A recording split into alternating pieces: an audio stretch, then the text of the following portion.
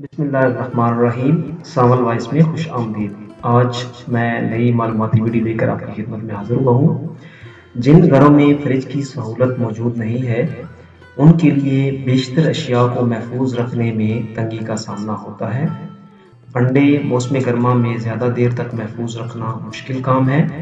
अगर ऐसे अंडों को धोकर तेल या चूने के पानी में डालकर रख दें तो अंडे खराब नहीं होंगे।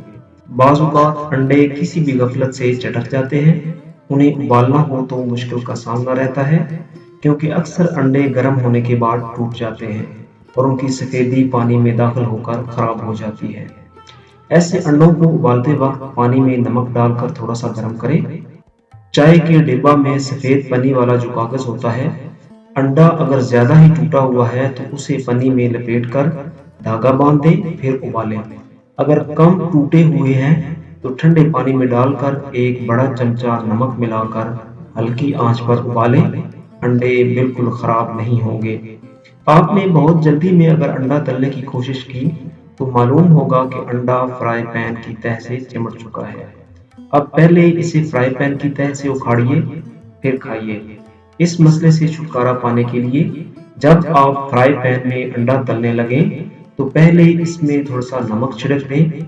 इससे अंडा फ्राई पैन में नहीं चिपकेगा और आसानी से बाहर निकल आएगा।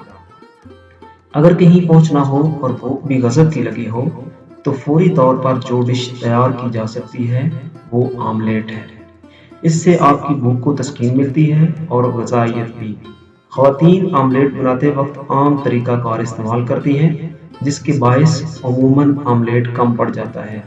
आमलेट बनाते वक्त अगर इसमें थोड़ा सा मैदा शामिल कर दिया जाए तो आपका आमलेट कदरे ज़्यादा फूला हुआ बनेगा। उबले अंडे सलीके से काटने के लिए ज़रा सख्त उबले हुए अंडे के टुकड़े करने से कबल अगर छुरी को ठंडे पानी में गीला कर दिया जाए तो टुकड़े आसानी से अलग हो जाते हैं और अंडों की जर्दी टूटने से महफूज रहती है। खशखाश हमारे खानों में अक्सर इस्तेमाल होती है। इसे साफ करने के लिए आप पाव या 1.5 पाव खशखाश लें। इसे 10-15 मिनट के लिए भिगो दें। सारी गर्द या मिट्टी साफ हो जाएगी। इसके बाद पानी को छानकर एक बर्तन में फैलाकर ज़रा धूप लगा लें। खुश्क होने पर इसे हल्का सा भून लें। भूनते वक्त अगर ज़रा सी चिकनाई मसलन 1 चाय का चमचा कुकिंग ऑयल शामिल कर दिया जाए तो ज़्यादा मुफीद रहता है। अब इसे पीस लें और किसी साफ सुथरी बोतल में बंद करके फ्रिज में रख लें। आप हफ्तों आराम से इस्तेमाल कर सकेंगे।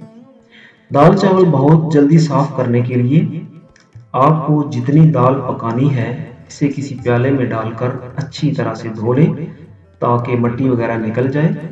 फिर दाल वाले प्याले को पानी से भर दें। अब इस पानी को दूसरे प्याले में आहिस्ता आहिस्ता से डालती जाएं और जितनी दाल पानी के साथ प्याले में गिरती है गिरने दें, मगर खुद से दाल ना गिराएं।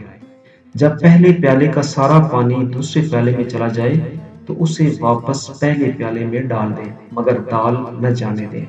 और ये अमल उस वक्त तक करती रहें जब तक दाल पहले प्याले से दूसरे प्याले में न चली जाए, क्योंकि इसमें पत्थर और मिट्टी होगी। अब प्याला नंबर 2 की दाल बिल्कुल साफ है।